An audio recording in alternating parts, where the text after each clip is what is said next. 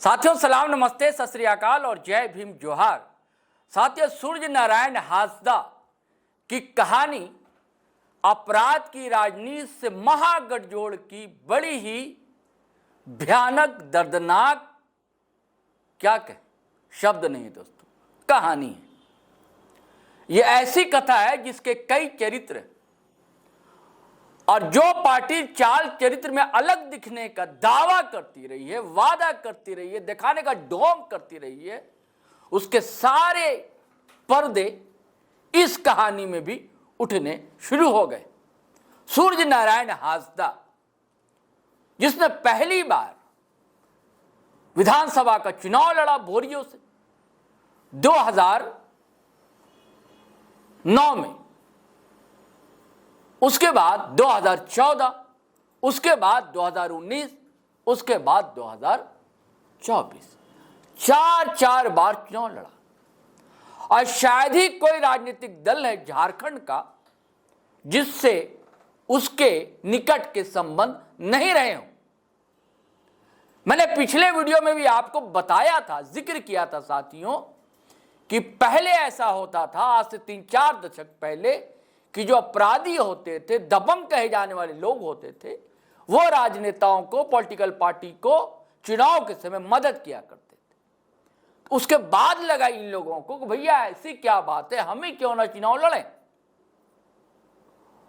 अब ये देखिए ना, सूर्य नारायण हांसदा, इनके इनकाउंटर को लेकर भी कई तरह की कहानियां गढ़ी जा रही हैं, बताई जा रही।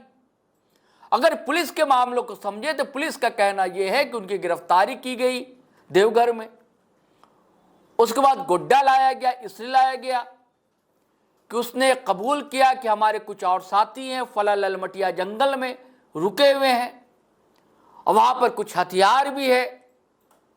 तो पुलिस का कहना है कि हम लेकर गए। जब वहां पहुंचे तो उनके साथी ने हमला करना शुरू कर दिया, यानी कि गोलीबारी शुरू कर दी। और इसी दरमियान इंसास राइफल लेकर एक पुलिसकर्मी का भागने लगा सूर्य नारायण हांसदा, और आधा घंटे तक मुठभेड़ हुई दोनों तरफ से, ऐसा पुलिस का मानना है, और जिसमें जान चली गई सूर्य नारायण हांसदा की। इनकी मां का कहना है कि सूर्य नारायण हांसदा बीमार था और ये जान ले लिए पुलिस ने। कोई इनकाउंटर नहीं है, कोई मुठभेड़ नहीं। यह सूर्य नारायण हांसदा वही व्यक्ति है जिस पर 30 से अधिक मामले दर्ज हैं, केस है, और जिसमें 12 मामले में दोषी करार दिया जा चुका है। 2020 का एक बड़ा मामला था, अडानी का कोई पावर प्लांट था, उससे जुड़ा हुआ मामला था, और भी कई केसेस उनके नाम दर्ज। अब जो मैंने चाल चरित्र की बात की दोस्तों, भारतीय जनता पार्टी की ओर से कहा गया, उनके प्रवक्ता ने कहा है, अमित मंडल प्रवक्ता हैं, गोड्डा से विधायक रहे हैं, इस बार चुनाव हार गए। तो भाई जब प्रवक्ता बोलता है तो उसे पार्टी की लाइन माना जाता है। तो उन्होंने कहा है, जेएमएम पर भी आरोप लगाया है, जेएमएम के मंच पर भी देखे गए हैं, ऐसा कहना अमित मंडल का। इस बार किससे चुनाव लड़े, जेएलके का नाम वो नहीं लेते हैं, अमित मंडल बचते हैं यहां पर। अब ये वो जानेंगे अमित मंडल ने क्यों नाम नहीं लिया जेएलके का। लेकिन ये अमित मंडल नहीं बोलते हैं कि बाबूलाल मरांडी, जो उनके पार्टी के प्रदेश के अध्यक्ष हैं, जब वह जेवीएम के सुप्रीमो हुआ करते थे, उन्हीं के पार्टी से पहला जो 2 विधानसभा चुनाव लड़ा सूर्य नारायण हांसदा ने, उनके ही पार्टी से लड़ा, जेवीएम से लड़ा था। अब पहला चुनाव जो लड़ा था तब तक 13 केस इन पर दर्ज हो चुके थे, यानी कि वो घोषित अपराधी थे, ये तो तय है ना। यानी कि घोषित अपराधी को बाबूलाल मरांडी ने अपनी पार्टी से टिकट दिया, और एक बार नहीं, 2 बार।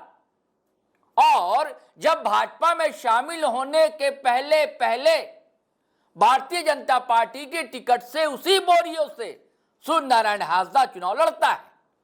ये वही पार्टी है जो अलग चाल चरित्र की बात करती रही है और आज भी बचती नहीं। अमित मंडल ये सब सवाल नहीं उठाते हैं, ये भी सवाल नहीं उठाते कि कितने एनकाउंटर की शुरुआत कहां से हुई और उत्तर प्रदेश में कितने फेक इनकाउंटर हो रहे हैं, इसका सवाल बचा जाते। लेकिन भारतीय जनता पार्टी की एक आदत है कि हर जगह हिंदू मुस्लिम एंगल ढूंढना। तो अमित मंडल यहां कैसे बचते भाई? अब उनका संस्कार वैसे ही है, उनको तो लाना ही है हिंदू मुस्लिम एंगल, बिना उनके तो हाजमा पछता नहीं है भाजपा वालों का। तब उन्होंने यहां सवाल ये ठेल दिया कि भैया अगर उसका नाम सुंदरनारायण अंसारी होता तो क्या इनकाउंटर होता क्या? पुलिस ऐसा बर्ताव करती क्या? गजब है भाई, हद होती है। इस क्या कहना चाहते हैं अमित मंडल? कहना क्या चाहते हैं? सरकार किसकी चल रही? क्या सरकार संविधान से नहीं चल रही है क्या? यहां खुलकर बोलिए ना, खुलकर बोलेंगे। एंगल तराशना, ये नहीं कहना है कि अपराधी थे, ये नहीं कहेंगे, डरेंगे। मेरा भी मानना है कोई अपराधी भी हो तो आप इनकाउंटर नहीं कर सकते, लेकिन अगर जो कहानी बताई जा रही है पुलिस की ओर से तो ये मजबूरी हो जाती। उसके भी कई शर्त हैं कि पैर पर गोली मारिए, ये है भाग रहा है तो जो पैर पर गोली मारिएगा तो अपने आप रुक जाएगा तो आप उसको पकड़ सकते हैं। लेकिन ऐसा यहां दिखता नहीं है। हम पक्षधर नहीं है किसी भी मुठभेड़ या इनकाउंटर के, क्योंकि जितने भी इनकाउंटर होते हैं उसकी सब लगभग स्क्रिप्ट एक जैसी होती है और वही बताई जाती है, वही धरातल पर उतारी जाती है।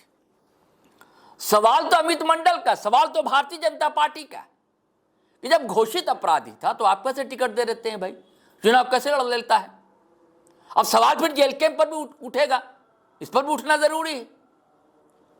टाइगर जयराम कुमार महतो डुमरी एमएलए जो सुप्रीमो हो जेल कैंप को, उनको भी सोचना होगा।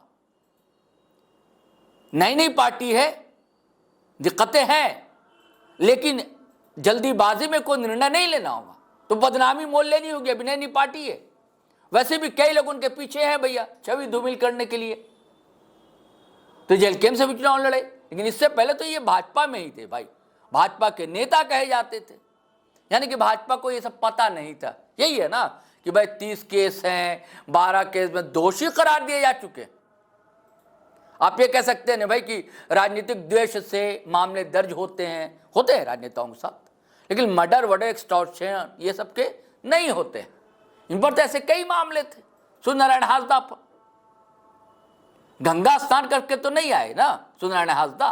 अमित मंडल तो बोल रहे हैं, क्या बाबूलाल मरांडी जो अध्यक्ष, उन्होंने अपने प्रवक्ता को आगे कर दिया है कि भैया आप बोलो यार, क्योंकि यही बात है ना बिटवीन द लाइन कि उनकी पहली बार जेवीएम ने ही टिकट दी थी। अब बाबूलाल मरांडी जेवीएम के सुप्रीमो थे और उसके बाद भारतीय जनता पार्टी ने टिकट दी, जिसके आज बाबूलाल मरांडी अध्यक्ष है। उनका कोई बयान नहीं आया है।